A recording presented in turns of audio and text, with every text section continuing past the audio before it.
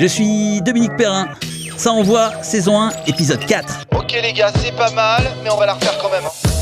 Ils incarnent des personnages, des marques, des produits. Ils ont une vibration, une fréquence, un rythme. Ils sont artistes, interprètes, comédiens, chanteurs, chanteuses. Ils sont derrière un micro. Ce sont les comédiens voix. Bienvenue dans Ça envoie, le podcast des métiers de la voix. On est en retard, mais alors on est bien accompagné. À ma gauche, Dorothée Pousseau. Salut Dorothée. Salut, comment ça va ? Ah, ce grain de voix, ça y est, on est parti. Si je te présente rapidement, bien sûr, comédienne voix off, directrice de plateau. Et ouais. on va voir que la liste est longue. Devant et derrière la caméra, mais c'est vrai, principalement en doublage. Et partout. Pub et écriture. J'ai une chaîne YouTube aussi, une boîte de prod, une école de doublage qui s'ouvre bientôt. C'est génial. Et tout ça grâce à ta voix, notamment. Voilà. On a un peu la même voix avec Marie. Ouais, c'est vrai qu'il y a un petit truc qui se ressemble quand même. C'est assez troublant. Mais non, mais ta voix, c'est un truc de fou, j'adore. Maritel, oui. Ça c'est animatrice radio. Ouais. Donc ta voix, c'est ton âme. Oui, c'est tous les jours, c'est sur de la radio musicale, c'est sur Skyrock. Oui, c'est sur Skyrock. J'ai changé. Voilà.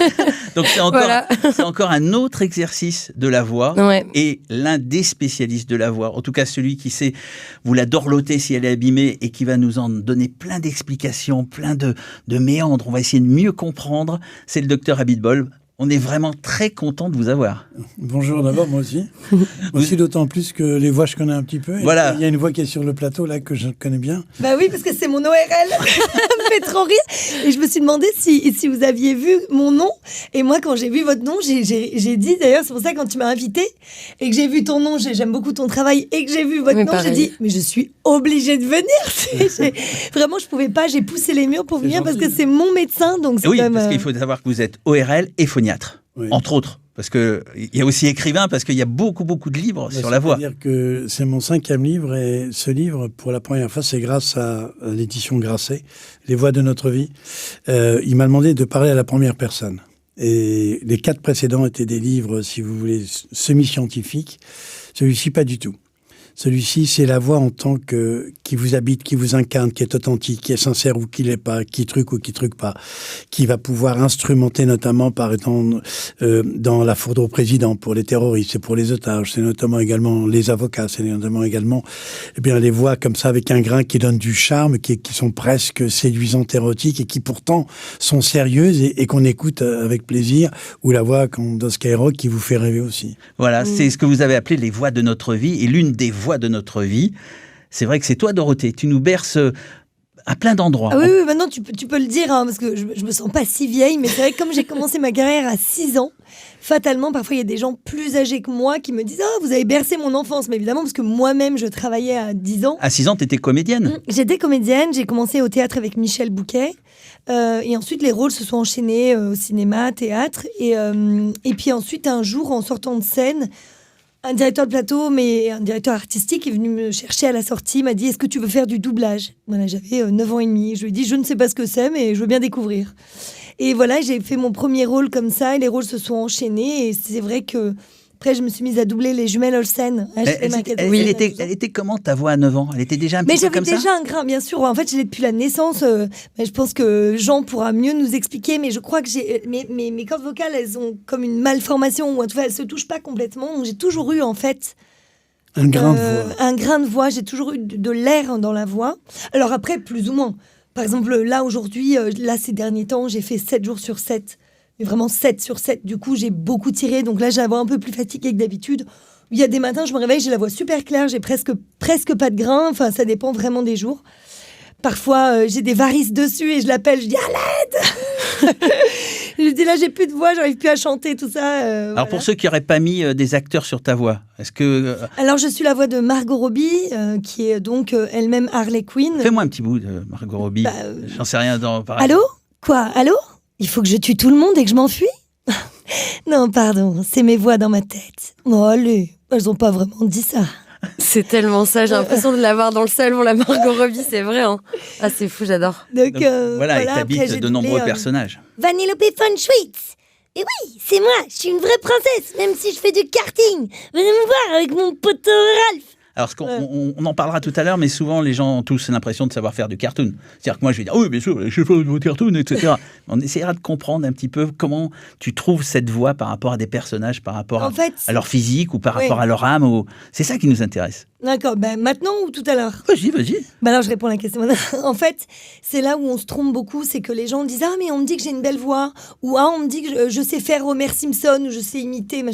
Ça n'a pas d'importance. En fait, la voix n'a pas une grande importance dans le doublage. Ce qui le plus important, c'est d'incarner le personnage et c'est l'énergie qu'on va y mettre.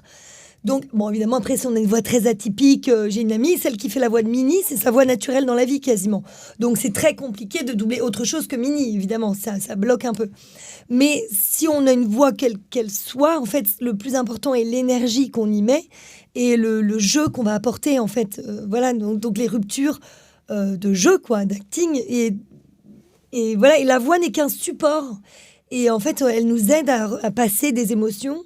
Voilà, à travers elle, mais tout le monde peut y arriver. En fait, j'ai envie de dire, tout le monde peut faire passer des émotions avec sa voix s'il apprend le métier de comédien. Ce n'est pas que... Pas tout à fait. Ah bon?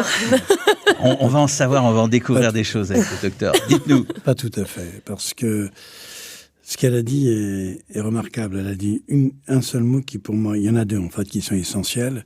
Le premier, c'est incarner. C'est-à-dire qu'on va incarner, c'est interpréter. Et puis le second, c'est d'être authentique. C'est-à-dire s'il n'y a pas d'authenticité dans la voix, s'il n'y a pas ce côté artistique d'aimer donner à l'autre sans vouloir recevoir, à ce moment-là, on a une belle voix. Et ça, c'est vraiment les voix de radio, notamment, qui ne partent pas depuis un texte. On dit souvent animateur, c'est quelque part, c'est étymologiquement l'âme.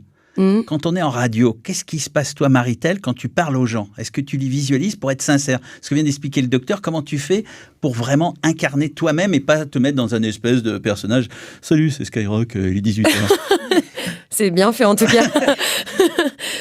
Oui, en fait, on doit imaginer des gens, mais ce qui est dramatique, ou non d'ailleurs, après, c'est se mettre dans une bulle, c'est qu'on ne voit pas les gens. On est tout seul en studio, ou alors on est dans notre bulle avec les collègues de radio. Oui, il faut imaginer les gens, mais pour moi, la chose la plus simple, c'est soit de parler à mes collègues comme s'ils étaient dans leur voiture, etc., ou alors imaginer mon meilleur pote ou ma meilleure pote, et c'est plus simple, mais c'est très difficile à faire. Ouais, c'est pas compliqué de ne pas essayer de jouer une espèce de personnage, d'essayer de trop séduire avec sa voix, de rester complètement naturel alors qu'on sait qu'on peut en jouer. Le plus compliqué, c'est d'être naturel, donc être comme si on était dans la vraie vie, et ne pas jouer un personnage, parce qu'il n'y a rien de plus horrible que d'écouter quelqu'un à la radio. Enfin, perso, moi j'écoute aussi la radio, et il n'y a rien de plus horrible que de tomber sur une caricature d'un animateur, en fait. Faut vraiment être naturel, et je pense que c'est comme ça que les gens apprécient, pour le coup, un animateur radio, pour son authenticité, et quelqu'un qui est plutôt naturel et qui se donne pas, en fait, un air ou un faux air. Parce que toi, t'es toute seule dans ton horaire? Alors, dans mon horaire à moi, oui, moi je suis toute seule. J'ai encore jamais été en équipe, mais souvent il y a du monde avec moi en studio, enfin je veux dire les autres collègues, etc., deux animateurs et tout, donc là on se marre, quoi. Mais parce que c'est plus facile, je trouve. Enfin, moi, je m'imagine pas du tout faire. Enfin, je trouve que c'est très compliqué comme métier, très différent du mien, et j'avoue que la seule expérience que j'ai eue, c'était en 2004, donc ça remonte. C'est fou d'ailleurs, ouais.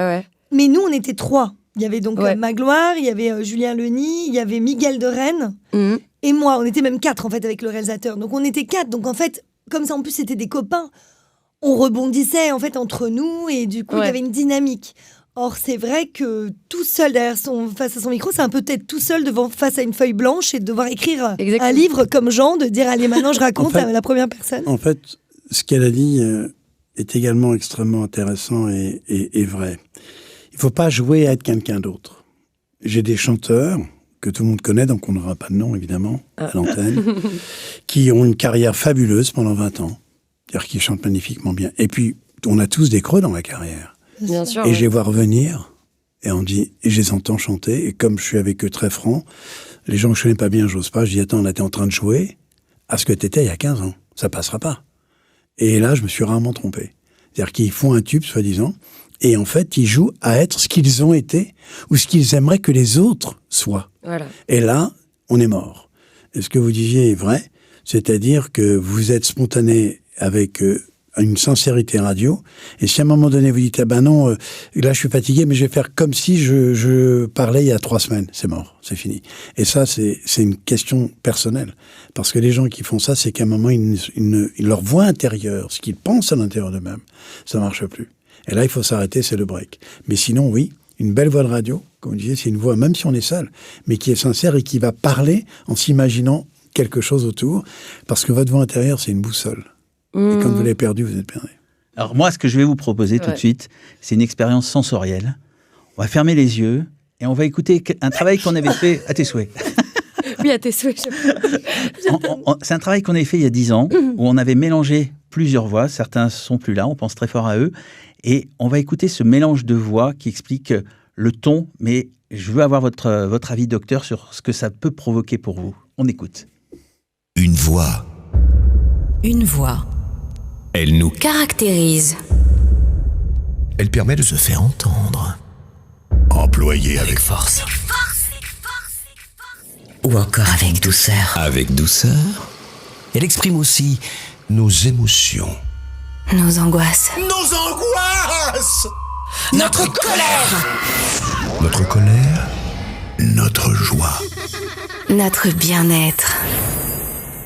Elle permet de souligner une idée.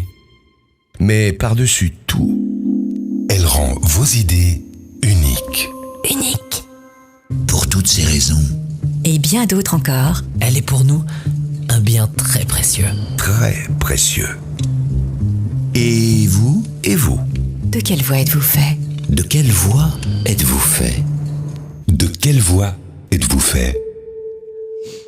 Alors docteur, de quelle voix sommes-nous faits? C'est une superbe question. De notre âme. En fait, dans la voix, il y a 2 éléments. Le premier, c'est un problème mécanique. On respire, le poumon va donner la puissance de la voix. C'est la respiration. On parle en expirant, en soufflant. Deuxième point, c'est les cordes vocales. On n'a que 2. Donc ça, c'est la force, le volume C'est la qu'on donne. puissance de la voix, tout à fait. La puissance, élément numéro 1. Deuxième point, les cordes vocales vont vivre en A2. C'est pas comme au piano, il y a 50 de touches. Voilà. Donc pour qu'on matérialise bien, ces cordes vocales, elles sont Elles sont à l'horizontale, situées au-dessus de la trachée, juste dans le cou, au milieu du cou. Donc, au niveau de la pomme d'Adam, ou de la pomme d'Ève, comme on veut, à l'horizontale. Elles font un V, et la pointe du V est en avant. La pointe du V est en avant. Deuxième point. Troisième point, les caisses de résonance. Si je vous parle comme ça, là, je viens de boucher mon nez, j'ai les mêmes cordes vocales, j'ai la même respiration, mais j'ai pas vraiment la même voix. Et en fait, cette caisse de résonance, on va comparer ça à un violon. Vous avez un violon, il y a la caisse de résonance, qui est superbe. Il y a les cordes dessus, puis il y a l'archet qui va dessus. Ça, c'est le côté mécanique. Puis à côté, il y a le côté émotion. Comment vous allez manipuler l'archet? Comment l'archet va glisser sur le violon, sur la corde? En fonction de l'impact, Isaac Stern ou d'autres, qui vont glisser. Vous allez dire, là, il me fait pleurer. Et si vous dites d'une voix, oh là là, quelle technique fantastique, elle a tout perdu, ou il a tout perdu. Alors ce Stradivarius, comment tu l'utilises? Ce qu'il faut, c'est quand j'écoute une voix, ne pas me poser de questions mécaniques, mais me dire, elle est belle. Pourquoi? Je sais pas, mais elle est belle. Et à ce moment-là, la radio vous capte. Et je m'excuse, mais je trouve que la radio, c'est l'élément le plus extraordinaire pour une voix. Bien que j'ai une phrase qui est dans le livre, d'ailleurs, que j'ai dit « La voix vous révèle, mais le regard, vous écoutez avec. » C'est-à-dire que quand, si vous voulez, je vous écoute, je sais si est sincère ou pas. Puis quand j'ai la possibilité de regarder, je vois si c'est en synchro avec les gestuels. Et j'écoute avec mon regard. Maintenant, si mon regard n'est pas là, la voix que je vais entendre va prendre possession de 2 choses. Le monde de la raison, qu'est-ce qu'elle dit, qu'est-ce qu'il dit, est-ce que c'est vrai, est-ce que c'est pas vrai? Puis, mince, sa voix me charme, sa voix est belle. Oh, sa voix, j'aime pas. J'aime pas pourquoi, je ne sais pas, mais j'aime pas. Et on aime ou on n'aime pas. On peut pas forcer quelqu'un à aimer. Non. Et là, c'est la même chose. On peut pas forcer quelqu'un à aimer une voix comme celle de Robert Hossein, qui est un ami personnel, qui est extraordinaire, ou de quelqu'un que vous connaissez comme Bocelli, qui est magnifique, qui est un monsieur, il parle qu'italien, c'est dommage des fois, parce que je n'y arrive pas, mais une voix superbe. Puis d'autres voix, j'en dirai pas, qui, quand je les écoute, ok, ça va, mais c'est pas ma tasse de thé. Alors pourquoi? Parce qu'il faut qu'il y ait une résonance grave dans la voix. Une belle voix de femme, c'est une voix où il y a des aigus, qui est comme un diamant. Mais le relief, c'est les crins, ce sont les graves. À l'inverse, une voix d'homme, c'est des graves.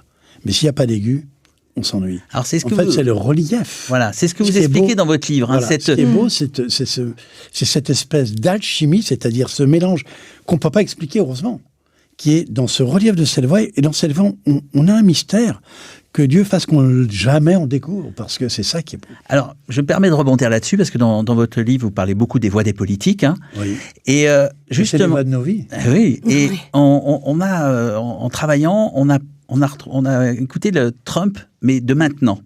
Parce que vous expliquez donc qui passe de l'aigu au grave. Et vous parlez aussi d'Obama, qui n'a pas la même voix maintenant qu'il n'est plus président, alors qu'il portait quelque chose pendant sa campagne. Eh ben voilà. Vous avez dit le mot essentiel. Il portait quelque chose.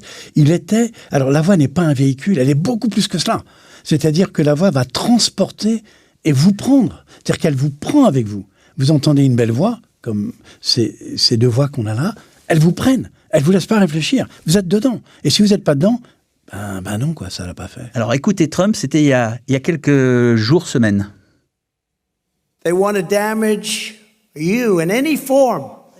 But they really want to damage me so I can no longer Il est très go haut. back to work for you. J'étais à Washington. But now we are a nation in decline. We are a failing nation.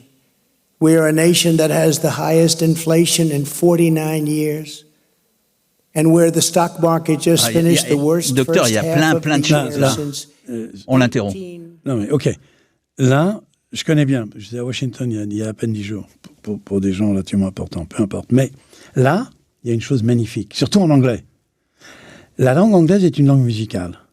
Pour être un bon animateur radio dans votre métier, il faut vraiment connaître bien la voix. Aux États-Unis, c'est beaucoup plus facile. OK, I have a dream.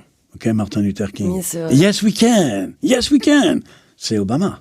Et maintenant, c'est pas Yes We Can, c'est I have to tell you something, you know. I have a conference to do.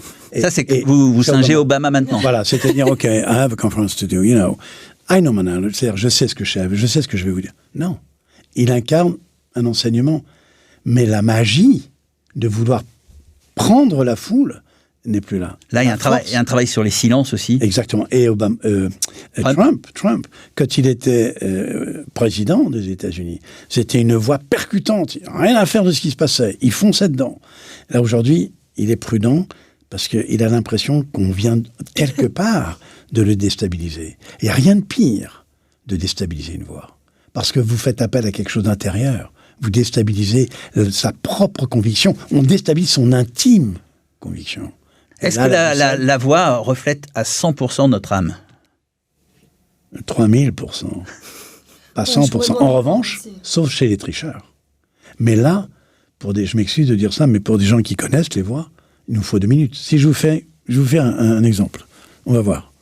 Pop-pop-pom, pop-pop-pom, c'est la 5e de Beethoven. Il vous a fallu 3 secondes pour le savoir. Pareil pour une voix. Si vous écoutez et pas vous entendez, attends, celui-là, il est bon. Celui-là, il joue. Alors, c'est vrai. Et en plus, sur les voix, il y a une mémorisation que l'on fait. C'est-à-dire, autant une odeur, je ne peux pas me la faire remonter. C'est-à-dire, je connais l'odeur du goudron, mais là, si je veux sentir le goudron, ça ne vient pas. C'est excellent, ouais. Si je veux entendre la voix de Johnny, je l'entends. Et donc, évidemment, je vais la reconnaître en 2 secondes, comme vous dites. Bien sûr. Et vous dites dans votre livre qu'on est 8 milliards et il y a 8 milliards de personnes et il y a 8 milliards de voix différentes. Mais j'aime beaucoup cet exemple de Johnny ou des autres. Indépendamment des gens qu'on connaît. Vous aimez quelqu'un autour de vous, quelqu'un qui vous est cher. Oui. C'est le dernier chapitre qui s'appelle « Les voix des disparus ». Vous avez sa photo, d'accord ? Ça vous touche. Mais écoutez sa voix. Moi, bien sûr. Pour des gens très proches, la larme à l'œil, c'est une machine à remonter le temps. Bien sûr. Vous revenez 10 ans en arrière, vous revenez 15 ans en arrière. Quelqu'un que vous avez vraiment aimé, de vos parents, de vos amis très proches. Et moi, j'ai un excellent ami qui était un ami intime, qui était le secrétaire de Salvador Dali, qui était plus âgé que moi, bien sûr, mais j'ai gardé son message. Il nous a quittés. Il m'a quitté il y a 5 ans, 6 ans maintenant. Et il m'a fait un message. Et quand je suis pas en forme, c'est une forme de racine émotionnelle. Alors justement, cette racine émotionnelle, toi qui portes des personnages, est-ce que c'est pas des fois un peu... C'est compliqué parce que tu portes plusieurs personnages. À travers ta voix, est-ce que tu n'as pas l'impression parfois de porter le comédien lui-même et que les gens, du coup, par ta voix, s'identifient finalement à d'autres personnages et à plusieurs toi ? Si, alors les gens, oui, je pense. Moi, non. Moi, je suis moi. J'ai pas du tout eu ce truc que peuvent avoir les comédiens, beaucoup, ou même dans le doublage, hein, parfois ils font on a reçu un César. Oui, lui a reçu un César, toi tu l'as doublé, mais oui. Bon bref. Voilà, moi j'ai pas du tout ce truc-là, j'ai vraiment pas ce... Voilà, ce délire. Quoi. Non, mais c'était par rapport aux gens, tu vois ce que je veux dire ? Par rapport aux gens, j'ai du mal à me rendre compte. Après, je vais de temps en temps en convention, où je rencontre justement le public et tout, et comme on a un métier de l'ombre, il y a un côté assez sympathique en fait de venir justement à la rencontre des gens, et puis ils nous disent j'adore ce rôle, là, mais moi j'adorais. Et puis alors, parfois ils sont en groupe de 4, et c'est ça qui est drôle, parce qu'il y en a un qui dit mais moi c'est toute mon enfance, je regardais les jumelles Olsen par exemple, je dis d'accord et tout, et puis il dit moi c'était Didi dans le laboratoire de Dexter, mais moi c'est Vanellope dans les mondes de Raph, film qui a moins de 10 ans, non 10 ans, donc le premier, donc moi c'est ça ou ça, et en fait chacun a son rôle préféré, mais moi j'ai pas l'impression de porter vraiment tous les rôles. Après quand je suis vraiment dans un personnage, je suis vraiment dedans. Parfois, c'est même, on me dit souvent, tu peux me faire, comme tout à l'heure, faire la voix d'un tel ou d'un tel, et j'ai un peu de mal si je ne l'ai pas en face de moi, parce que c'est tellement... Je passe d'abord par la sincérité de jeu, justement, comme disait Jean, où je vais tellement jouer le personnage. Je vais être une petite fille qui a pas de parents, qui veut se battre, qui veut gagner une médaille, qui vit que pour le karting, tu vois. Ou je vais être voilà, une femme sexy dans le Loup de Wall Street qui tombe amoureuse d'un milliardaire. C'est extraordinaire dans ce qu'elle dit. Regardez le pouvoir de la voix. On l'arrête pas, hein. Non, le pouvoir de la voix, c'est que les gens demandent pas à voir le film. Ils demandent pas à voir les images. Ils s'en foutent des images. Oui. Mais d'écouter la voix. Ouais, et quand ils sont autour d'elle, et plusieurs fois les artistes me disent, je suis dans la rue, je parle à quelqu'un. Ah, c'est vous, Florent Pagny. Ben oui, je vous ai reconnu. Ah, c'est vous. Ouais, moi, la voix immédiatement va les prendre. Ce que je disais il y a quelques instants. Et c'est ça qui est beau. Ça t'arrive, Marie, ça ? Pour ma voix ? Ouais, que quelqu'un d'un seul coup se dise mais c'est toi que j'entends à la radio. Ouais, ça m'est arrivé quelques fois quand même. Après, c'est ce que des fois, moi, je fais pas non plus. Enfin, c'est pas que je fais pas attention à ce qu'on me dit, mais je suis parfois bizarrement un peu timide et je me dis ah ouais, c'est vrai et tout, oui, c'est moi. Mais oui, on me l'a déjà dit quand même quelques fois, ouais. Tu le sens ce pouvoir ? En fait, je suis tellement dans ma bulle. C'est quelque part horrible et à la fois trop cool. Mais je suis tellement dans ma bulle que je sens pas que c'est un pouvoir. En fait, des fois, j'oublie qu'il y a des milliers et parfois même des pics à des millions d'auditeurs qui nous écoutent. Et c'est peut-être mieux par rapport à ce qu'on disait tout à l'heure. Oui, je pense que vaut mieux, ouais. Oui, puis ça évite aussi un espèce de boulard surdimensionné parce qu'il y en a quand même dans le milieu, on va pas se mentir. Hein. Et je me dis quand même qu'on ne sauve pas des vies. Donc voilà, c'est un métier passion, un métier cool. Mais non, mais franchement, il y a des moments. Ils me disent mais merci. Vous savez, moi j'ai rien fait, hein, j'ai juste fait ma passion. En plus je dis moi j'ai sauvé personne. Et parfois oui, mais par contre il y en a parfois ils me disent si. Moi, vous m'avez sauvé à une période de ma vie, etc. Et je me suis retrouvée un jour où en plus, moi, je suis hyper éponge. Quelqu'un pleure, je pleure. Enfin, ouais. Hyper et donc, sensible. Et j'ai tellement de compassion, en fait, tout le temps. Du coup, c'est même trop, bref. Et du coup, à un moment, j'étais en convention et il y a une fille qui me dit, mais moi, je fais des grosses crises d'angoisse.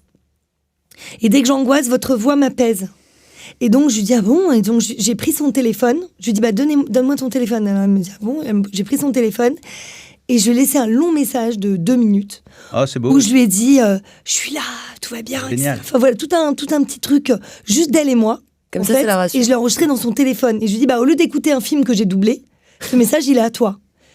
Et elle a pleuré, du coup, je pleurais, enfin bref. Ouais, c'est super beau aussi, non, mais c'est très mignon. Hein. Mais du coup, voilà, et en fait, elle avait un truc qui... Et il y a eu des études de fait que vous avez dû voir, Jean, qui sont vachement intéressantes, où en fait, ils se sont rendus compte dans le cinéma que le son, les voix, le son, la musique, tout, en fait, c'est 90% d'une œuvre cinématographique. Moi, j'ai repris ça à Junio qui dit audiovisuel commence par audio. Exactement. C'est vrai. Et en fait, ils ont fait des tests. Donc, je suis venue à une conférence qui était passionnante autour de la voix et qu'avait organisé Claude-Yves Robin, l'ancien patron de France Télévisions. Et c'était vraiment fascinant parce qu'ils ont fait des tests. On mettait une image pourrie, c'est un peu crypté, un peu machin. En fait, ça dérange, mais pas plus que ça. Ou avec une image qui allait pas avec ce qu'on entendait. Et on faisait l'inverse, c'était insoutenable. C'était pas possible. Non. C'était vraiment... Alors, je vais rajouter une chose là-dessus, si vous permettez. Ah, bien sûr. Qui est dans les chapitres. c'est une chose extraordinaire. Pour ceux qui ne connaissent pas la Shoah et ce qui s'est passé, nuit et brouillard, on voit des paysages des camps de la mort, entre 40 et 44. Claude Lanzmann a fait un film exceptionnel qui s'appelle La Shoah. Qu'est-ce qu'il a fait? Il a pris des gens qui vivent encore, et c'est les victimes par leur voix qui nous amènent dans ce monde terrible. Et les gens dans la salle pleurent, sont complètement, pour dire ce terme qui n'existe pas, mais c'est pas grave, émotionnés, alors que quand ils voient Nuit et brouillard, ils sont choqués, point barre. Et c'est là où le choc des images est beaucoup moins important que le choc de la voix. Il y a une citation de Barbara qui dit que la voix est la musique de l'âme. Ouais. C'est vrai. Et c'est vrai que bien là, sûr. ça répond bien sûr. en écho à tout ça. Bien sûr. Parce qu'elle le dit, pour quelle raison? C'est qu'à chaque fois, Barbara, c'est quelque chose d'incroyable. Je veux dire, c'est comme Reggiani, moi, j'adore. J'adore. Ouais. Reggiani, quand il chante, oh là là, ou quand il parle, voilà. Parce qu'en fait, ils font parler l'intérieur des tripes. Brel, c'est-à-dire, moi, j'adore. c'est la chamade, c'est le cœur et la chamade du cœur, entre guillemets. C'est-à-dire que c'est des gens où leur émotion, elle est à fleur de peau. Alors, et ils s'en servent pas. Non, C'est ils ça qui est sont. beau. Ils sont. Ils ne s'en servent. Ouais. Voilà, exactement. Mais sur la voix, je suis d'accord sur un truc, sur ce qu'a dit Dorothée au début. C'est que, bizarrement, je trouve que ce n'est pas qu'une question de beauté de la voix.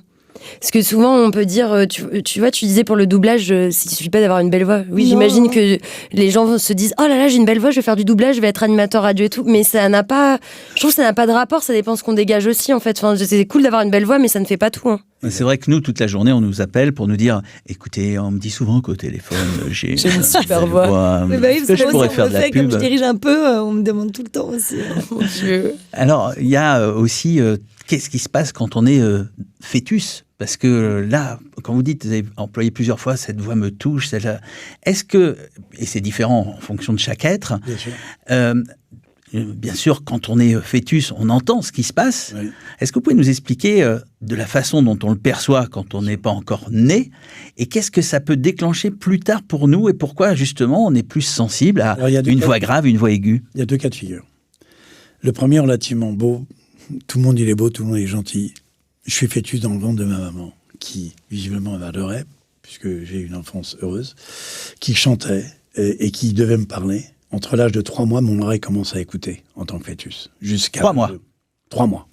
Jusqu'à l'âge de 8 enfants. Et cette voix, lorsqu'elle chante ou lorsqu'elle est heureuse, eh bien, elle stimule mon cerveau déjà à ce moment-là, dans la joie, et on s'est aperçu que les enfants qui étaient enfantés comme ça, c'est-à-dire lors de la grossesse, étaient heureux de leur maman, ils développent leur langage beaucoup plus vite que les autres. C'est le son ou la dopamine?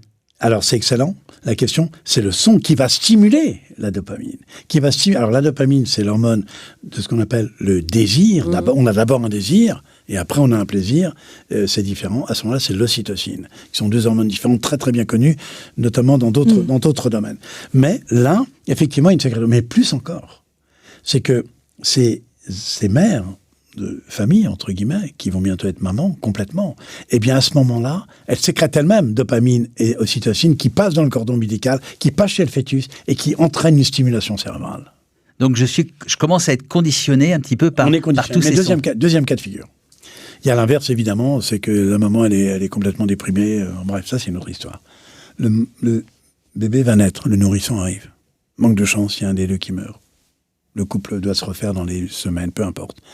Le père et la mère, alors aujourd'hui on fait attention, où la mère et la mère et le père et le père, bon bref, ont une vie heureuse. C'est-à-dire que déjà il y a une position fabuleuse de la famille dans laquelle ce tout petit homme, grand H, arrive dans le monde. Eh bien, si la voix est belle, malgré les antécédents, oui, il va y avoir un renversement, une structure cérébrale qui se remet en route pour stimuler dans le bon sens. Autrement dit, ce qui est superbe, c'est que heureusement, il n'y a pas d'irréversibilité du tout. Preuve en est, c'est jusqu'à l'âge de 10, 12, 15, 20 ans, vous êtes en formation totale et le cerveau continue à se développer. Ah, on a échappé belle.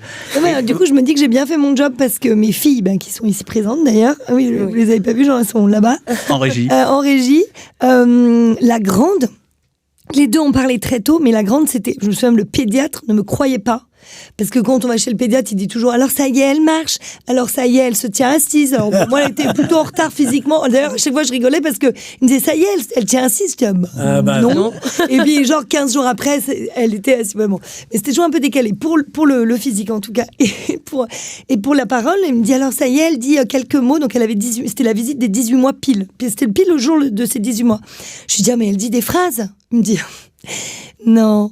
Il me dit, bah non, pas encore, mais elle doit dire des... Je dis, mais je vous jure qu'elle dit des phrases. Je ne suis pas la maman qui dit ma fille est un génie ou quoi. Je vous jure qu'elle dit des phrases. Même si c'est un génie. Hein. Oui, voilà. Et, non, en plus, elle est pas bête du tout, loin de là. Mais enfin, il y en a à son âge qui passent le bac. Ça, c'est des vrais génies. C'est pas, ma fille est au CE2, tout va bien. Non. Mais du coup, je lui dis, je vous jure, j'ai sorti mon téléphone, je lui ai montré une vidéo. Et elle faisait des phrases, sujet, verbe, complément. Elle disait « Je suis cachée, je veux manger ». Enfin, elle avait des phrases complètes. Et je me souviens, il était scotché. Il m'a dit « Mais c'est la première fois de ma vie. Je n'ai jamais eu un enfant qui a moins de 18 mois. » Parce que la vidéo, en plus, elle avait 2-3 semaines. Il faisait des phrases comme ça complètes. Après, j'ai beaucoup aussi emmené... déjà dans le ventre, je racontais déjà des histoires. Ça tous les soirs, beaucoup, tout le temps. Dans les deux langues, en plus, mes enfants sont bilingues, donc aussi, elles ont même le chinois maintenant depuis 2 ans. Donc, elles sont beaucoup entraînées, en fait, à la langue et tout, quoi. Bien sûr. Mais il y a une anecdote assez fabuleuse que je raconte, qui est un ami personnel. J'en ai pas beaucoup, j'ai que 5 amis. Voilà. C'est déjà pas mal, ouais. Qui est un Indien Sioux, qui a une queue de cheval, parce que je fais partie de la Voice Foundation aux États-Unis à Philadelphie depuis pas mal d'années. Depuis presque plus de 30 ans, près de 30 ans maintenant. J'y suis allé, j'étais tout jeune, et puis ça m'a passionné, puis je suis monté en grade dedans. Et c'est un prof de chant, de Broadway. Et sa fille, Jennifer, et sa femme est speech therapist, elle est orthophoniste, pardon. Et sa fille, Jennifer, pendant toute la grossesse, ils lui ont fait écouter 5 opéras. Tous les jours, un opéra différent. Alors, je fais une petite parenthèse, parce que vous dites qu'il faut faire attention que ce soit pas trop fort. Bravo, exactement. C'est vrai. Mais j'avais oublié, c'est vrai, je précise, tout à fait. C'est vrai. Et là, impressionnant, elle est venue à la Voice, c'est-à-dire à Philadelphie, c'est le centre, avant c'était à New York, à Juilliard School, qui est le fief de la voix. Et après, maintenant, on est à Philadelphie depuis plus de 20 ans. Il a fait venir à Philadelphie, la petite avait 12-13 mois. Elle me dit, you will see, tu vas voir, Jean, elle chante. Je dis, d'accord, elle chante, ok. Authentique. Aujourd'hui, elle a 24 ans, hein. Authentique. Elle avait 14 ans, parce que je l'ai vu la semaine dernière. Elle avait 14 mois. Il dit, chante-moi Carmen. Et la petite vous chante Carmen. Chante-moi la Traviata. Et la petite vous chante la Traviata, l'ouverture. C'est pas possible. Non, mais... Il dit, oui, tous les jours, je l'ai fait écouter. C'était des passionnés. Et quand elle est née, cet enfant, elle avait effectivement la musique dans la tête, comme on dit, mais elle avait effectivement un développement qui est superbe, qui était équilibré. On s'en fout des génies, je m'excuse de dire ça. Non, bien sûr. Ce qui est important, c'est l'équilibre d'un être humain. Le génie, trop génial, peut s'autodétruire. Ah, c'est terrible, c'est même va parce qu'on va chercher la performance, il faut chercher la sincérité. Le reste, je m'en fous. Enfin, je m'excuse de dire ça. Hein. Non, tous les génies que j'ai croisés dans ma vie, souvent, sont très malheureux. Oui, ils sont écorchés. Donc voilà, je rejoins cette histoire magnifique. Moi, je me souviens le nombre d'amis, parce que c'est un peu la mode autour de moi qui disaient « Ah, mon enfant est précoce, mon enfant est précoce. » Et moi, j'avoue que sur le coup, et moi, je disais « Ah, moi, elles le sont pas. Et Dieu merci parce que j'en veux pas d'un enfant ouais, comme non, ça, mon clair. Dieu. Ça peut être terrible après. Alors, ce ton que tu as à l'antenne, Marie, oui.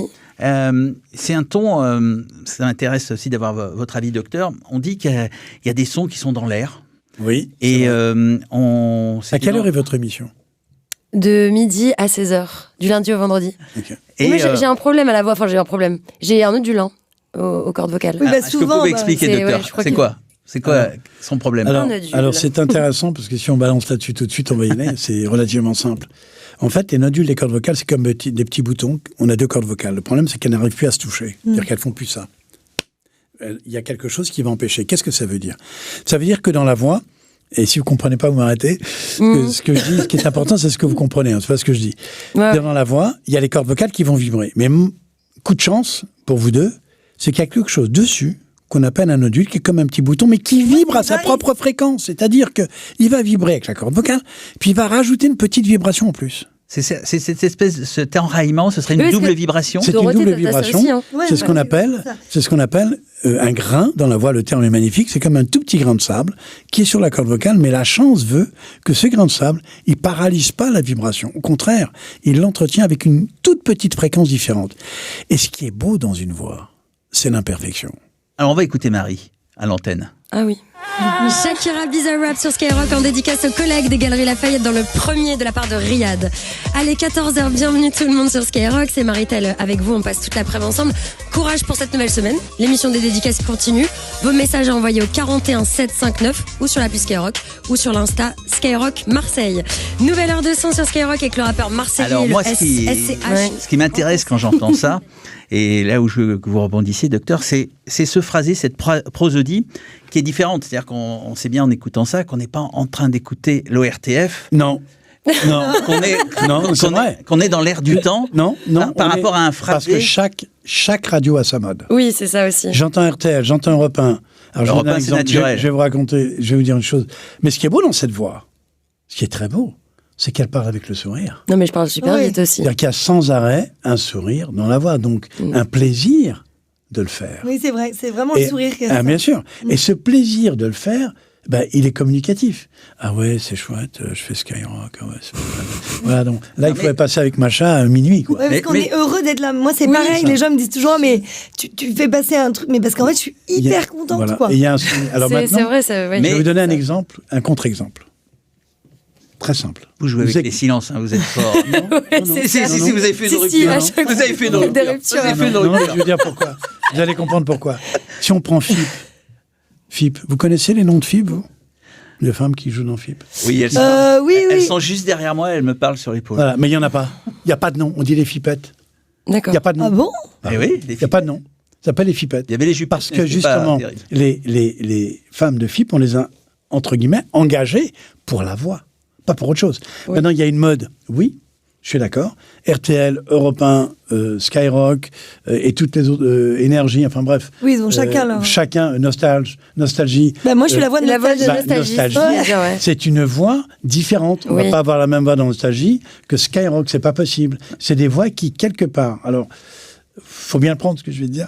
Mais dans la voix d'aujourd'hui, c'est une voix presque de zapping, et c'est excellent, mais je vous félicite. C'est pour ça que j'ai fait des silences où il n'y a pas de silence. J'ai fait exprès. C'est-à-dire que j'ai attendu, puis j'ai parlé, pour montrer l'antidote de ça. C'est-à-dire... Oui, parce que moi, je fais pas de pause. Mais après, attention, j'ai que 6 ans et demi de métier, je ne suis pas encore à 100% naturelle. Non, mais c'est intéressant de faire des pauses. Non, mais parce qu'il y a un tempo derrière aussi. Voilà. Il y a un tempo qui te porte. Exactement. Et puis, il y a cette mélodie. C'est-à-dire que, quand même... il y a une signature de chaque radio. Aujourd'hui, on va plus vite qu'avant. Les gens n'aiment pas... vous le dites dans un précédent livre où vous dites... avant, on disait « Bonjour, comment tu vas, les enfants et la famille, ça se passe bien ?» Et aujourd'hui, « Salut !» Ouais. C'est vrai. Non, c'est j'espère que tu vas bien. Non, mais. Ça, combien de fois je l'entends ? Allô, je vais te demander quelque chose. J'espère que tu vas bien. Oui, mais si je vais mal. Oui, mais si je vais mal, on s'en fout quand même. Après aussi, ça dépend de l'auditeur, parce que l'auditeur qui va écouter Skyrock, ou même moi qui suis pourtant plus âgé que l'auditeur de Skyrock, quand je l'entends, pour moi, ça me paraît super normal, parce que moi-même, je parle hyper vite dans la vie, et que du coup, voilà. Moi, ma mère, elle t'écoute, elle me dit, mais qu'est-ce qu'elle vient de dire, la jeune fille ? Elle n'a rien compris, quoi, elle n'est pas du tout. Donc il y a ça aussi qui va avec. Et moi, par exemple, sur Nostalgie, moi, je fais que les jingles, donc c'est encore différent. Ouais. Moi, je vais faire Nostalgie, voilà, des petites virgules, des petits mots et tout. Et nous, on est très posés. Avec la voix de Didier Hervé. Voilà, et en face, j'ai quelqu'un qui est beaucoup plus âgé que moi, et grosse voix. Qui a une grosse voix et tout, donc en fait, pour être son binôme... D'ailleurs, au tout début, ils m'ont dit « Oh là là, beaucoup moins vite !» C'est vrai ouais. Donc, je suis obligée de me freiner et tout, pour m'équilibrer avec mon partenaire, parce qu'on a un couple garçon-fille. Mais nous, on fait que les jingles, c'est encore autre chose. Mais au-delà de ça... Nostalgie, c'est pas le même public que Skyrock, c'est des gens plus âgés. Mais au-delà de ça, je pense qu'il y a aussi des mélodies dans l'air. C'est là où je voulais en venir. C'est-à-dire que si je parle années 80, je vais faire « Bonjour à tous, j'espère que vous allez bien. Il est 19h44 sur Skyrock. » Tu vois, je vais tirer un petit peu Quand on voit des vieilles émissions comme ça, on fait « Oh là !» oui, je suis années 80. Et aujourd'hui, on a une espèce de prosodie qui est « Bonjour, tu vas bien ? Il est 19h44 sur Skyrock, ça bouge, ça bouge. » Un peu nonchalant, machin. Nonchalant, tu vois, on pose comme ça. Et pas faux. voilà. Est-ce que tu bouges ton corps quand tu parles ? Ouais, quand même. Tu t'aides de tes mains, tu t'aides de ton corps? Oui, bon, déjà dans la vie de tous les jours, hein, je peux être très italienne, à chaque fois c'est les mains. Mais des fois j'ai différentes ambiances, des fois je suis debout, des fois je suis assise. Et d'ailleurs, très souvent parce que je suis Miss Bafouille aussi. Et je crois que c'est selon ma position en fait. Parce que je crois que quand on est, il me semble, quand on est assis, ça peut un peu... je ne peux pas jouer assise, c'est impossible. Oui, toi tu peux. J'imagine. Et alors des fois je me lève, mais très souvent je fais l'émission debout. Mais alors il y a des moments où je suis assise, enfin bon bref. Mais je bouge énormément, ouais, quand même. Moi, je suis 8 heures par jour debout. Alors, tout ça suscite plein de questions. On a plein de questions, notamment sur l'antenne, parce que je crois que le direct aussi, c'est un petit fantasme de savoir comment tu peux gérer un éternuement. Est-ce que tu stresses? Est-ce que ce côté direct, comment tu le gères avec ta voix? Est-ce que parfois, il se ressent dans ce fait d'être en direct? Est-ce que ça te conditionne? Est-ce que ça envoie quelque chose d'autre comme message? Ouais, le direct, de toute façon, on ne peut pas tricher. Voilà, déjà la différence avec l'enregistrement. On ne peut pas tricher, donc on ne peut pas vraiment mentir aux gens. Donc d'où le fait où quand je reparlais parfois des faux animateurs, où voilà, il y en a certains ou certaines peuvent se donner un air d'animateur. Le direct ne va pas trahir ça parce que des fois c'est ce qu'on appelle les conditions du direct. Il y a quelqu'un qui rentre en studio, qui claque la porte, on a envie d'éternuer, voilà. Oui, comme toi tout à l'heure. Des fois aussi, quand on est en direct, on apprend des mauvaises nouvelles, maman qui va pas super bien ou etc. Et tout ça, faut savoir. C'est un bon exercice, je trouve. Ce qu'il faut savoir, soit le gérer ou soit du coup être naturel. Par exemple, je le disais. Moi, je suis beaucoup Miss Bafouille. Et je bafouille, c'est pas grave. Et souvent, je le dis à l'antenne. Je dis, voilà, c'est tout. Je suis humaine, non. C'est comme nous au théâtre. Puis souvent, je rigole. Scène, voilà. T'es en plein direct. Et moi, je trouve ça hyper stressant. C'est horrible. J'ai commencé par ça, mais aujourd'hui, j'ai même plus envie. Parce qu'en fait, c'est atroce. Parce que après, t'as du plaisir. Mais avant, tu te dis toujours, mais qu'est-ce que je fous là, quoi? Mais vraiment, je te jure, je me dis, mais pourquoi? Je suis bien en doublage, j'ai pas besoin qu'on me voit, moi je suis très bien, j'ai pas besoin de reconnaissance. Je dis, mais pourquoi je m'inflige ça, en fait, je comprends pas. Et là, je me dis toujours, ok, quand ça commence, dès qu'on met le premier pas sur scène, on sort pas avant 2 heures. Ouais. Et là, il faut pas que ça... Là, on peut pas, quoi. J'ai toujours la peur du rideau qui tombe et de rembourser les gens. Enfin, je vois, il y a un truc qui m'angoisse, alors qu'en fait, c'est complètement bête. Du coup, tu as une routine différente. Quand tu vas en doublage, est-ce que tu chauffes ta voix ou pas du tout? Alors, ça dépend des rôles. Ça dépend du chant, parce que moi, je chante aussi. Donc, oui, j'ai plein d'exercices de l'orthophoniste que tu peux nous dévoiler 2-3 petits trucs? Il y a des exercices de diction, il y a des... alors déjà, avant de partir, là, je viens de faire un gros film, donc du coup, Jean me conseille de faire les inhalations... comment ça s'appelle déjà le... Calyptol. Voilà. Où il y a 4 plantes, en fait, calyptus, romarin, thym et essence de pin. Ouais, ça marche super bien, ça. Mais même juste pour se décrasser... Alors, mélanger ou chacune a quelque chose? Non, toute faite. C'est une ampoule toute faite. Et entre guillemets, le secret de cela, c'est qu'il faut inspirer par le nez. C'est l'inhalation, ouais. Et puis ce qu'elle faisait. Voilà. C'est-à-dire chanter bouche fermée. 3 bouches fermées, 3 notes. Vas-y, on va entendre. J'inspire par le nez. Et après, je vais faire... Voilà, avec des notes quelles qu'elles soient. Et puis après, d'autres notes. Pourquoi 3 notes différentes des graves aux aigus? Parce que les cordes vocales, c'est un muscle. Bien, quand on est dans les aigus, bien sûr, les cordes vocales se tendent. Puis dans les graves, elles se détendent. Donc à ce moment-là, vous avez fait un exercice comme si vous tirez sur un élastique. Exactement comme les push-ups, comme les pompes. Mais Jean, est-ce que vous pourriez dire... c'est normal que je me sente mieux debout pour jouer. Bien sûr, parce qu'il y a une verticalité. La verticalité permet de ne pas fatiguer la voix. Quand on est assis, courbé comme ça, et le rôle le plus dur à jouer, c'est dans la Traviata, dans la dernière scène, quand elle est allongée par terre, qu'elle est malade. À ce moment-là, c'est des rôles extrêmement durs pour les chanteurs. Mais pareil pour le rôle que vous avez, parce que vous, c'est pas un quart d'heure, c'est pas 20 minutes. Il faut savoir qu'une chanteuse d'opéra, elle chante pas 2h30. Elle chante 10 minutes, elle s'arrête, puis l'autre a eu d'un replique. Moi, c'est 10 heures par jour, 7 jours. Voilà. Le doublage, c'est le métier le plus difficile avec l'interview au niveau radio non-stop pendant 2-3 cas. Après, je demandais les horaires. Comme tant que 4 ans. 1h, ça peut aller. Mais au bout de 2h30, la voix, elle n'est pas faite pour ça. Et à ce moment-là, oui, il faut prendre une infusion au thym qu'on a comme un petit thermos dessus. On prend une gorgée avec une petite cuillère à café de miel à l'intérieur. On met 2-3 gouttes, si nécessaire, de peppermint ou bien de citron. On prend une gorgée toutes les demi-heures. Pourquoi? Parce que les cordes vocales, il faut qu'elles soient lubrifiées. Et si on a une sécheresse dans la gorge, on casse sa voix. Mais d'une mauvaise façon. En lisant votre livre, vraiment, j'ai appris vraiment plein de choses. J'avais eu une anecdote sur Maria Carré qui imposait d'avoir des humidificateurs autour de son lit. Et moi, j'avais pris ça comme une coquetterie. Et là, j'ai appris que c'était pas du tout une coquetterie. Pas du tout. J'ai des artistes internationaux qui voyagent minimum une fois par semaine. Mais c'est hyper sec, l'avion et tout, c'est terrible. On peut parler de quelqu'un que j'aime beaucoup parce qu'elle l'a dit à tout le monde et puis elle a eu un prix remarquable parce que j'étais avec elle en Suède, par le roi de Suède à Stockholm. C'est Angélique Kidjo. Angélique Kidjo c'est une femme exceptionnelle parce que qu'est-ce qu'elle a fait ? Elle a créé une fondation pour les jeunes filles africaines et pour les défendre dans toute l'Afrique. Et elle se bat pour ça. Elle a eu 6 Grammy Awards. J'ai eu la chance d'assister à 2 d'entre eux. C'est extraordinaire. Avec 40 000 spectateurs à Los Angeles, c'est extraordinaire. Elle m'avait invité.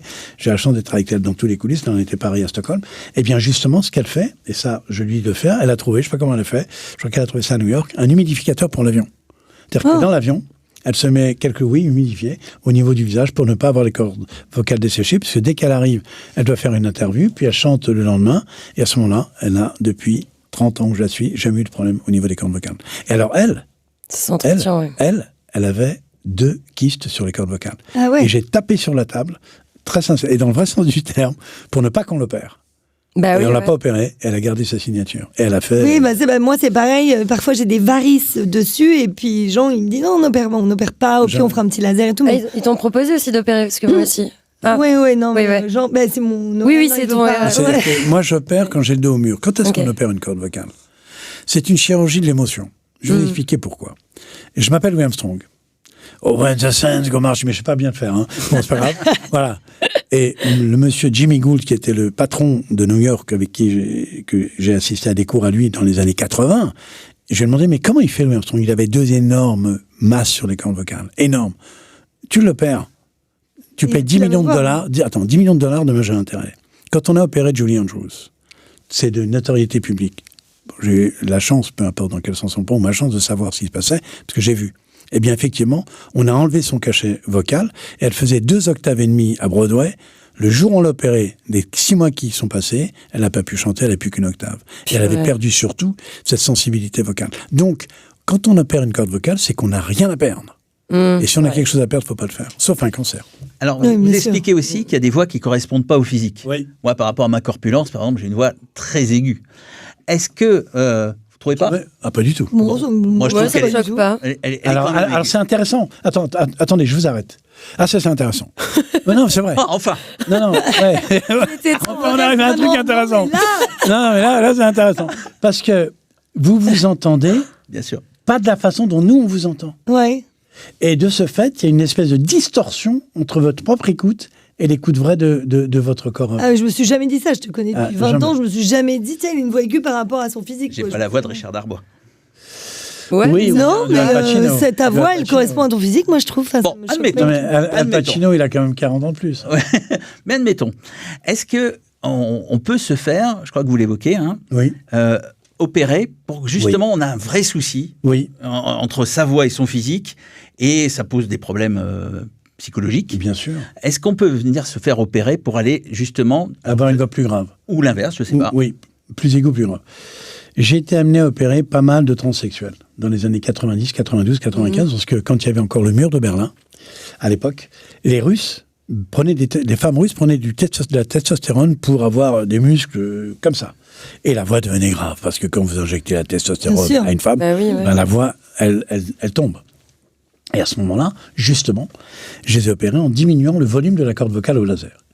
Et puis, ce côté-là, c'était pour rendre service à ça. Et puis ensuite, la transsexualité s'est mise en marche, car la voix, c'est la dernière chose qu'on va changer dans l'organisme d'un transsexuel. Et puis, j'ai arrêté depuis maintenant 6 ans. Je ne fais plus. Pourquoi ? Parce qu'en France, il y a une prise en charge magnifique, complète, de psychique, anatomique. Quand on veut devenir transgenre ? Exactement. Et à ce moment-là, j'en parlais, le transgenre, à ce moment-là, il doit être pris en charge par une équipe. Un chirurgien ne perd pas seul. C'est pipeau, ça. C'est une équipe. Mais c'est une équipe. C'est une équipe. C'est comme vous dans votre métier. Il y a une équipe. Bien sûr, le comédien ne tourne pas tout seul. Et pareil dans le doublage, dans tous les métiers. Et si l'équipe est excellente, le résultat est excellent. Mais si l'équipe considère qu'il n'y a qu'un seul mec qui décide tout, c'est pas vrai. Tellement, c'est vrai. Parce que contrairement à ce que les gens disent, la cigarette, ça change rien parce que moi, je fume pas du tout. Et j'ai cette voix-là. Et j'ai une amie qui fume beaucoup depuis toujours et qui a une voix super aiguë. Super aiguë. Et ça fait plus de 30 ans qu'elle fume comme un pompier. Donc sans même grain, sans rien. Donc ça... On a une question là-dessus. C'est-à-dire qu'on sait qu'on a des gènes. Oui. Donc, en général, des familles de grands, ça peut sauter une génération au fond des grands. Pourquoi des familles qui ont des grosses voix ne font pas des enfants qui ont des grosses voix ?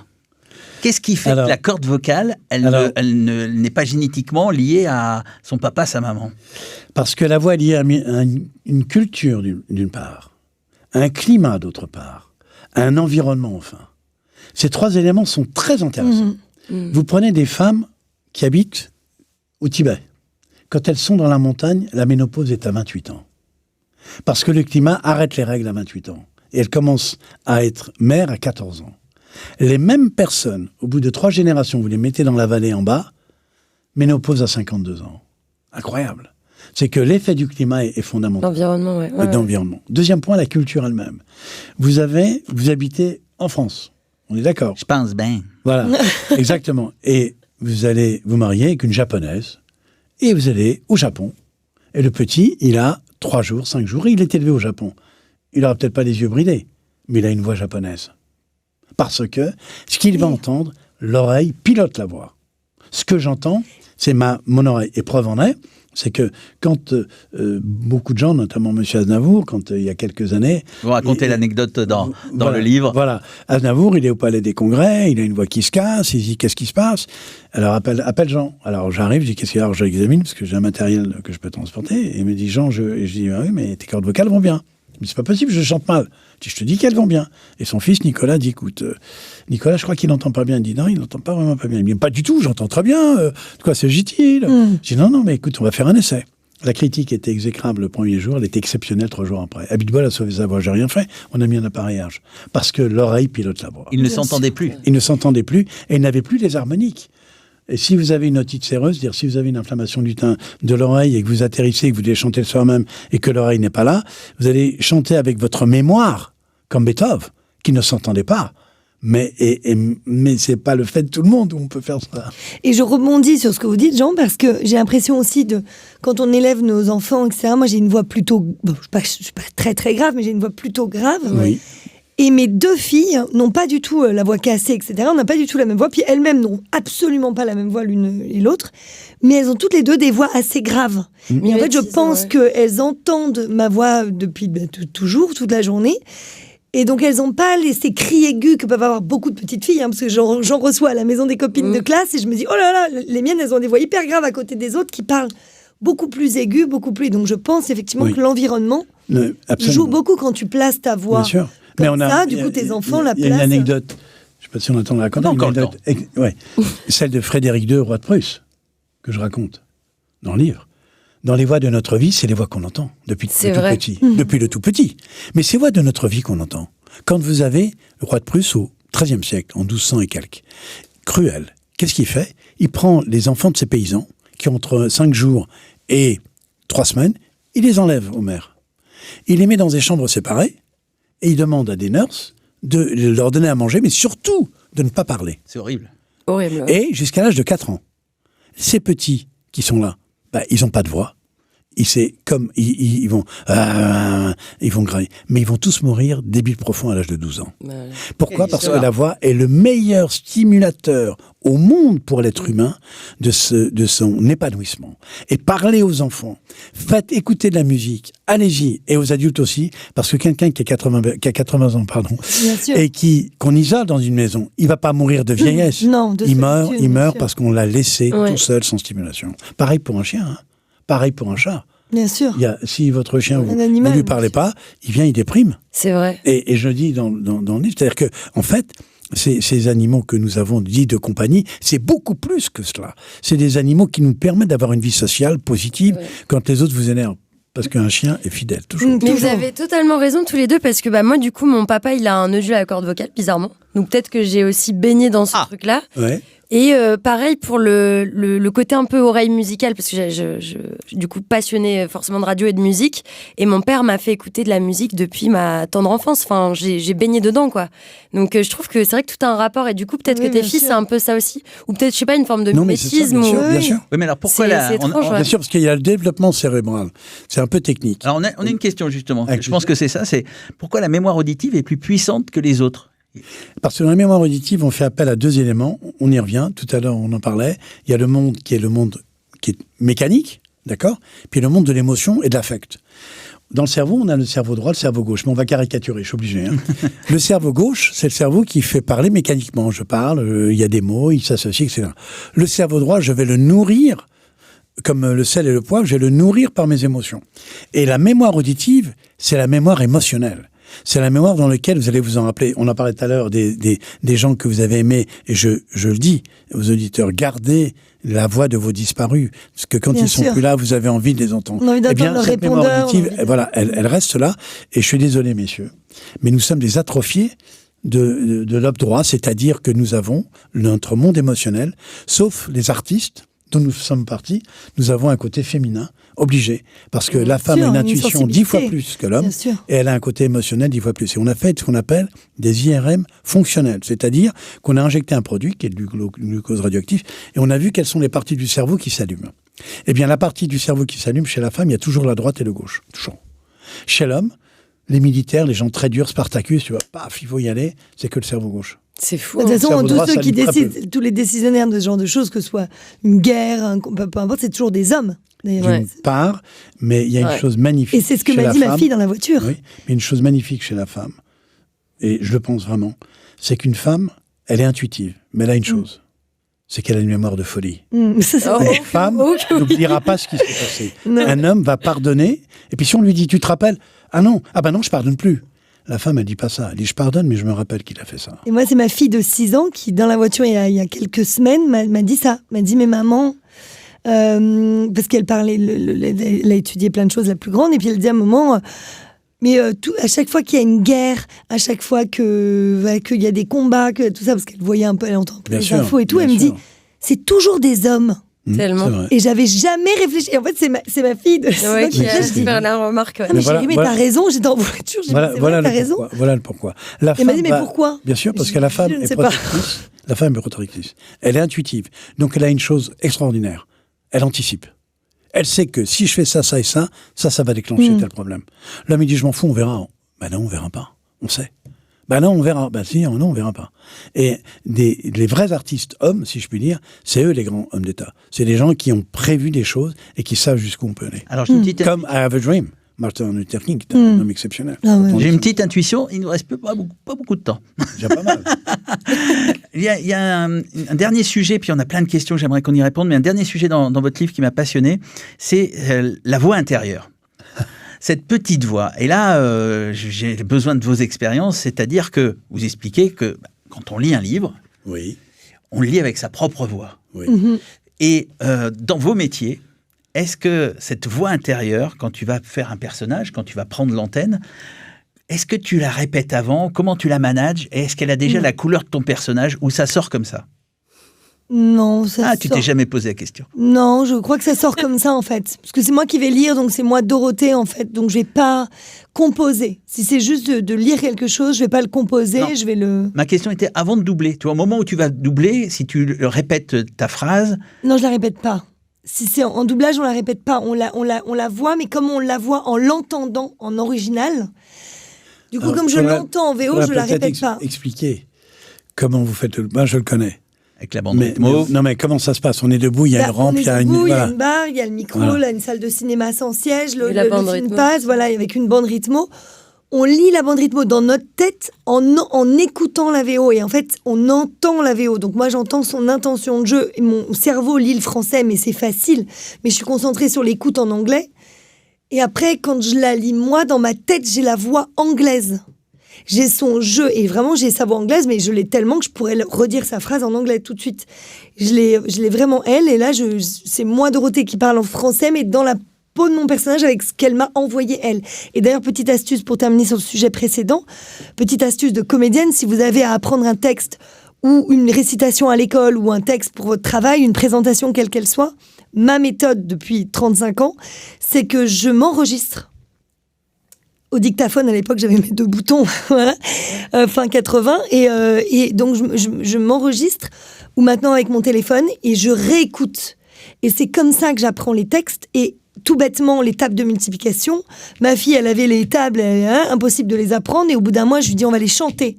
Et ben en fait, en les chantant 2 fois 1, et ben boum, ça rentre, et en 3 jours, elle connaissait toutes ces tables, et c'était fini, quoi. Et en fait, on se rend compte que de chanter quelque chose ou de l'écouter, et moi je fais ça depuis toujours pour tout. Même mes leçons d'histoire, je m'enregistrais, je lisais mon livre d'histoire en m'enregistrant, et avant de dormir, parce que souvent on dort dessus, avant de dormir, je me repassais l'enregistrement et je m'endormais avec ça. Et en fait, ça, franchement, c'est la meilleure méthode. Mais tu réécoutes pour apprendre ou tu réécoutes pour te modifier toi après? Ah non, pour apprendre. Quand on doit apprendre un texte, c'est vraiment pour mémoriser. De l'entendre, c'est beaucoup plus facile que de le lire. On peut le lire 2 fois, 10 fois, 15 fois. On se l'enregistre, on le passe en deux fois, c'est fini. Et c'est la musique. Et c'est pour tout le monde, hein, vraiment. Marie-Telle, sur cette petite voix intérieure, est-ce que tu en as conscience? Est-ce que tu t'es rendu compte qu'en lisant un livre, en fait, d'un seul coup, tu as une mélodie intérieure? Non. Non, mais je suis un peu comme Dorothée, j'ai pas de voix. Tu feras l'essai. Quand la prochaine fois que tu vas lire un livre, ouais. Les mots, comment ils t'arrivent? Tu verras, c'est assez étonnant parce que j'en avais pas conscience tant que je l'avais pas lu. Si, mais je suis d'accord, mais ça dépend de livre que tu lis. Parce que si tu lis une petite comédie romantique, machin, tu vas être un peu en mode Bridget Jones quand tu vas le lire. Et là, il l'embrasse. Donc, dans ma tête, je vais être un peu midinette, un peu, voilà. Après, quand c'est un drame ou un polar, d'un coup, il sort le couteau. Mais vraiment, d'un coup, on a un truc. N'empêche que la voix est là. Un écrivain qui écrit, il est seul quand il écrit. Et le lecteur est seul quand il le lit. C'est 2 solitudes. Mm-hmm. Quand on parle ensemble, les 4 ici, c'est fabuleux. Parce qu'à nous 4, on a créé une 5e voix qui est une voix créative. La force, le pouvoir de la voix, c'est justement quelque part, à partir de l'essence même de nos voix, créer une nouvelle idée. Et la voix est créative. La voix est artistique. La voix, c'est une peinture. C'est quelque chose qu'on balance. Il y a des voix agréables. Ça peut être des voix un petit peu avec des différentes couleurs. Mais la voix a une couleur. Oui, quand on lit, eh bien, c'est pas pareil. Et c'est là où c'est un métier que vous faites tous les deux. C'est pas si là, oui, c'est facile, on va y aller, on fait du doublage. Tiens, vous avez un don, mais la force d'un don, on s'en fout le don. Enfin, on s'en fout pas. On l'a ou on l'a pas. Mais c'est le talent, c'est-à-dire travailler ce don. Et qui est-ce qui m'a appris ça? J'aime pas prendre les idées des autres. C'est Florent Pagny qui m'a dit, Jean, j'ai un don, mais si je ne travaille pas, je pourrais pas. Et je fais Caruso, je dis oui, vas-y, on y va. Et il a fait Caruso remarquablement bien. Il a travaillé ce don. Et tous les grands artistes savent qu'ils sont artistes. Ils sont pas bêtes. Faut pas faire semblant, oui, on sait pas. Oui, on sait. Mais ok, j'ai un don. Mais si je vais pas le travailler, si je le stimule pas, et s'il n'y a pas le talent derrière, eh ben à ce moment-là, la voix est l'un des moteurs principaux au point de vue pouvoir intérieur et dans cette voix intérieure. Il nous reste que quelques minutes. Je vous demande de répondre très très vite aux quelques questions, enfin beaucoup de questions, mais qu'on n'a pas pu traiter. Comment on module sa voix? Comment on module sa voix? Eh bien, on la module comme ça. Qu'est-ce que tu veux que je te dise? On en revient à l'amplitude entre le grave et l'aigu. Les silences. On en vient à 4 mots-clés. Premier, c'est le côté scientifique, je suis désolé. 1, il y a la sincérité, l'authenticité, le rythme, la respiration et les silences. Et l'histoire que je raconte de Peter Brook, on n'a pas le temps de la raconter, elle est extraordinaire, parce que c'est un casting, et voilà. Mais bon, on n'a pas le temps. Voilà, mais il faut acheter le livre, et puis comme ça, exactement, c'est beaucoup plus simple. Parce qu'en fait, c'est un casting avec trois actrices, on leur demande de faire, elles viennent de perdre leur mère la veille, et ils ont 1 minute pour dire comment elles ont perdu leur maman. Vous trouverez ça là-dedans. Moi, je sais. Voilà. Alors, autre question. Comment réagir quand on a l'impression d'avoir perdu sa voix et qu'on chante le soir? Alors, on va voir le docteur Abitbol. Non, c'est simple. Si la voix était très belle avant et que la voix est cassée le soir même, 2 possibilités. Il y a une émotion, il y a un stress de phonie. C'est délicat. À ce moment-là, on l'oublie et on s'arrange à rentrer dans la peau de ce qu'on doit faire au niveau du chant. La deuxième, c'est qu'on a un coup de froid. Eh bien, c'est rare, ça m'arrive. On prend de la cortisone, ça arrive. Et à ce moment-là, ça nous sauve. Moi aussi. C'est le cachet qui sauve parce qu'on n'a pas le choix. Exactement. Ouais, je pense qu'on a tous un peu utilisé la cortisone Bien sûr. à un moment donné. Ouais. Très peu, mais 7 jours mais dans ta semaine et que c'est on chante, méga ou on important. parle, ou on joue sous dopant, mais on n'a pas le choix. Ah C'est une ouais, béquille, c'est une béquille. On en a parlé un petit peu tout à l'heure. Pourquoi on ne supporte pas de s'entendre? Ben, on l'a dit tout à l'heure, parce que quand vous parlez, nous trois ici, notre corps résonne avec des résonances graves. Quand je parle et que je m'entends, mes résonances graves intérieures, je les entends plus. Oui, mais j'entends que la voix extérieure qui fait que mes lèvres arrivent au niveau de mes oreilles, mais j'aime pas, quoi. Oui, mais pourquoi on n'aime pas? Pourquoi on n'aime pas que cette voix soit plus haute et qu'elle soit sans grave? Pourquoi on est attiré par le grave? Parce que tout simplement, dans le ventre de notre maman, les graves passaient le liquide amniotique et venaient caresser notre oreille. Alors que et on a toujours envie de cette chaleur. Absolument. Voilà. Il y a un sujet qui passe en question et qu'on n'a encore pas traité, mais il y en avait tellement. On sait les voix qu'il y avait à peu près il y a... je crois que c'est dans ce livre-là où vous évoquez, on a restitué la première voix chantée avec, ça y est, j'ai oublié le nom de l'appareil, je sais plus. Bref. Ouais.